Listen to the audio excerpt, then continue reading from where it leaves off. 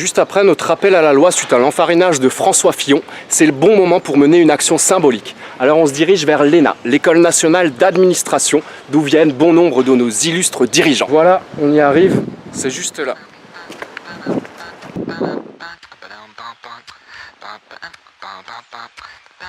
Alors je vais juste poser la caméra ici pour mettre mon t-shirt favori, sortir quelques notes et bien sûr de la farine. 4 présidents sur 8 issus de l'ENA, avec Valéry Giscard d'Estaing, Chirac, Hollande et maintenant Macron. Autant vous dire que l'ENA forme aussi des politiciens. On a de la farine dans le sac, on a le t-shirt qu'il faut. Alors c'est parti. Bon, vous savez que nous on propose la création d'une assemblée citoyenne législative pour court-circuiter le manque de représentativité de nos institutions politiques. Il se trouve que l'ENA est un peu l'antithèse de ça. Dans le rapport de 2016 de la Commission des finances pour évaluer l'ENA, ses rapporteurs disent, je cite, « Il n'est de fonction publique légitime que si elle constitue le reflet de la société qu'elle administre. L'État doit l'être avant tout dans la promotion de l'égalité professionnelle et de la diversité. » Pourtant, d'après une étude du Cevipof, le recrutement ne s'est pas du tout démocratisé. Je cite, « La proportion d'élèves ayant un père exerçant une profession supérieure oscillait autour de 45% dans les décennies 1950-1960, puis autour de 70% à présent. » La ministre de la fonction publique, Annick Girardin, vante à propos de l'entrée à l'ENA, je cite, « l'égalité d'accès par un concours et le mérite. » Ouais.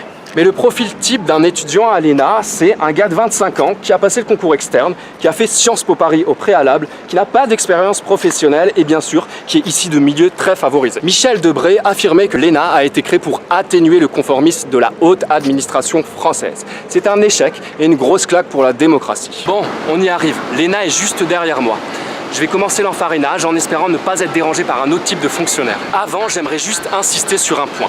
Si le populisme vise à déstabiliser et à rejeter systématiquement les élites, ce n'est pas le but ici. Le but, c'est de s'interroger sur la formation et le devenir des énarques. Aussi, j'aimerais profondément remercier les énarques qui prennent à cœur leur travail. Heureusement que sont là, enfin, après que la déléguée du procureur m'a serré la ceinture ce matin, pour ne pas récidiver, c'est à vous d'enfariner l'oligarchie. Soyez courageux, montez des plans d'action et allez enfariner les enfarinables. Allez sur le site pour le faire vivre et pour assumer encore davantage votre citoyenneté. Bon, c'est le moment d'y aller. On va devoir faire vite. C'est parti.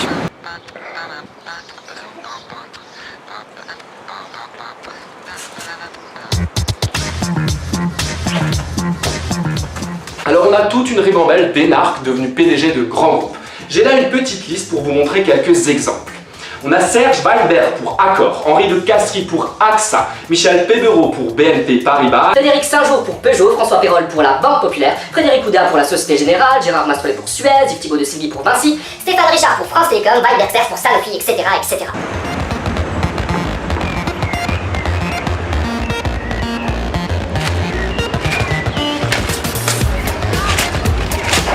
Cette pratique s'appelle le pantouflage des énarques. C'est leur passage de l'administration vers le secteur privé. Pour les rapporteurs de la Commission des finances et leurs auditeurs, il faut absolument faciliter ce passage du secteur public vers le secteur privé. Pour se prémunir des conflits d'intérêts, les hauts fonctionnaires doivent adresser au président de la Haute Autorité pour la transparence de la vie publique une déclaration d'intérêt.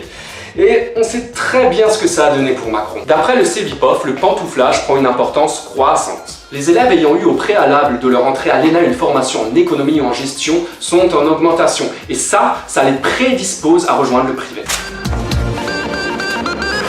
Alors là, il y a vraiment tout qui se mélange. C'est-à-dire que le haut fonctionnaire qui est dans l'administration va vers le secteur privé, ensuite il revient vers l'administration, après il devient lui-même politicien et après il revient vers l'administration, etc. etc. Parce qu'il peut revenir dans l'administration au fonctionnaire et on attendra miraculeusement de lui qu'il redevienne neutre et loyal après être passé par la mêlée politique et le secteur privé. Et les conflits d'intérêts dans tout ça? Un petit coup de farine peut-être?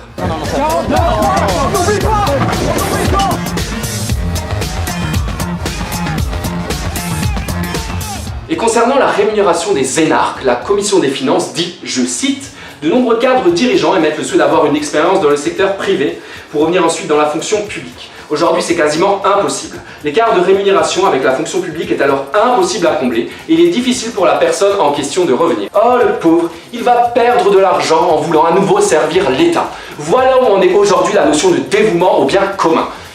Moi je dis farine.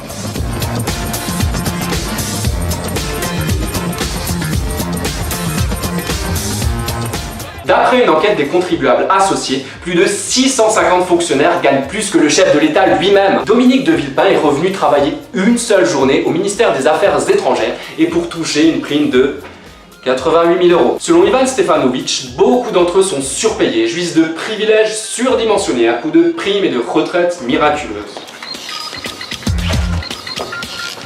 À l'ENA, la culture du conformisme est la règle. Olivier Saby est passé par l'ENA et en a dit, je cite, « L'erreur serait de faire preuve de créativité.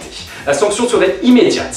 Pour réussir l'épreuve, pas besoin de réfléchir. Vous devez connaître le format et le remplir avec les mots-clés adéquats. Les énarques ne sont pas formés à innover. Et vive la France sclérosée. Et dans les rapports des concours de l'ENA, les jurys disent quasi systématiquement, je cite, l'absence de sens critique, l'incapacité à prendre de la hauteur, le conformisme. Mais c'est pas un petit peu hypocrite de répéter sans cesse les mêmes choses sans jamais rien y changer? Allez, on voit la farine.